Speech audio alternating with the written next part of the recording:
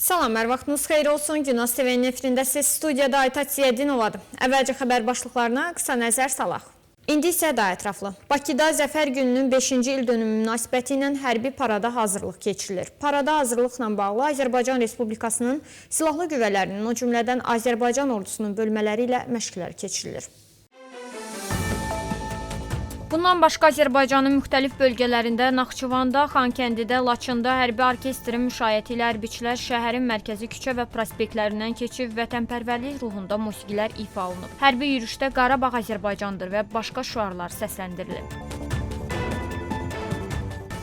Qarabağ UEFA Çempionlar Liqasının əsas mərhələsində növbəti oyunu keçirilib. Komanda Bakıda İngiltərənin Chelsea klubunu qəbul edib. Tofiq Bəhramov adına Respublika stadionunda baş tutan qarşılaşma 2-2 hesabı ilə yekunlaşıb. Ərak şəhərində məcburi hicab qaydalarının pozulduğu və Halloween şənlikləri keçirilməsi səbəbindən 6 iş yeri bağlanıb. Bu haqda əyalətin ictimai yerlərə nəzarət polisi məlumat yayıb.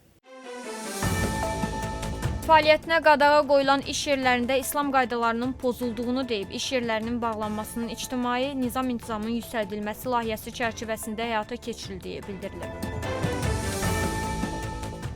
Aclıq eyləmini davam etdirən Azərbaycanlı vəkil Tahir Nəgəvinin durumu ağırlaşıb. 5 noyabr tarixində Tahir Nəgəviyə baş çəkən ailə üzvləri onun durumu ilə bağlı narahatlıqlarını bildiriblər. Xatırladaq ki, Tahir Nəgəvi ilə yanaşı evin həbsxanasında saxlanılan digər Azərbaycanlı fəal Vədud Əsədi də aclıq eyləmini davam etdirir. Tahir Nəgəvinin həyat yoldaşı və bacısının tələblərindən sonra həbsxana rəhbərliyi onlara bir neçə dəqiqə telefon danışığı aparmağa icazə verib. Telefon danışığı zamanı Tahir Nəgəvi saxlanıldığı palatada son bombardımandan sonra vəziyyətin pis olduğunu bildirib. Aclıq eyləminə davam edəcəyini qeyd edən Azərbaycanlı vəkil buna görə ailəsindən üzr istəyib. İran təhlükəsizlik qüvvələri Tehranda 2 iqtisadçı, 1 sosioloq və 1 yazıcı tədqiqatçını həbs edib. Bununla bağlı insan haqları təşkilatları məlumat yayıb. Məlumata görə iqtisadçı Pərviz Sədaqət və Rəsul Qəmbəri, tədqiqatçı Məhəmməd Malçu və siyasi sosioloq Məhsa Əsədullah Nejad və yazıcı Şirin Kəriminin mənzillərinə hücum edilib. Eyni vaxtda onların evində axtarış aparılıb, şəxsi əşyaları müsadirə olunub. Adı çəkilən şəxslərin hara aparıldıqları və nədə ittiham olunduqları barədə məlumat verilmir. Qeyd edək ki, həbs olunan tədqiqatçı Məhəmməd Malçu 1946-cı ildə Azərbaycan Milli Hökumətinin devrilməsindən sonra Tehran rejiminin Azərbaycanlılara qarşı repressiyalarını əks etdirən Çörək ardınca Köç kitabının müəllifidir. Türkiyənin Müdafiə Naziri Yaşar Gülər 8 noyabr Zəfər və 9 noyabr Bayraq günü münasibəti ilə Azərbaycanı təbrik edib. O, Qarabağ qələbəsini tarixi və dastanlıq mübarizə adlandırıb. Türkiyənin Milli Müdafiə Naziri Yaşar Gülər Azərbaycan ordusunun Qarabağdakı qələbəsini tarixi və dastanlıq mübarizə adlandırıb. Yaşar Gülər bildirib ki, şanlı Azərbaycan ordusu doğma Qarabağı işğaldan azad etmək üçün igidlik və əzm göstərdi. Türkiyənin gücü Azərbaycanın gücü, Azərbaycanın gücü isə Türkiyənin gücüdür.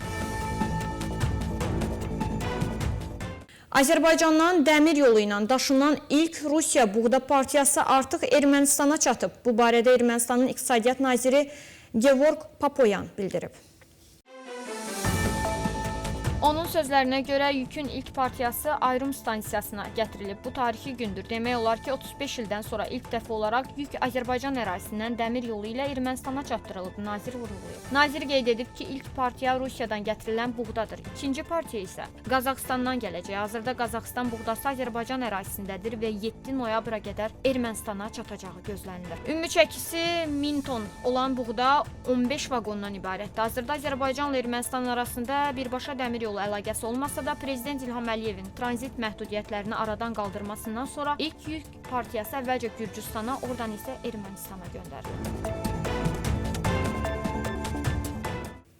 Bu saata çatdıracağımız əsas xəbərlər bunlardan ibarət idi. Sağ olun, sağlam qalın.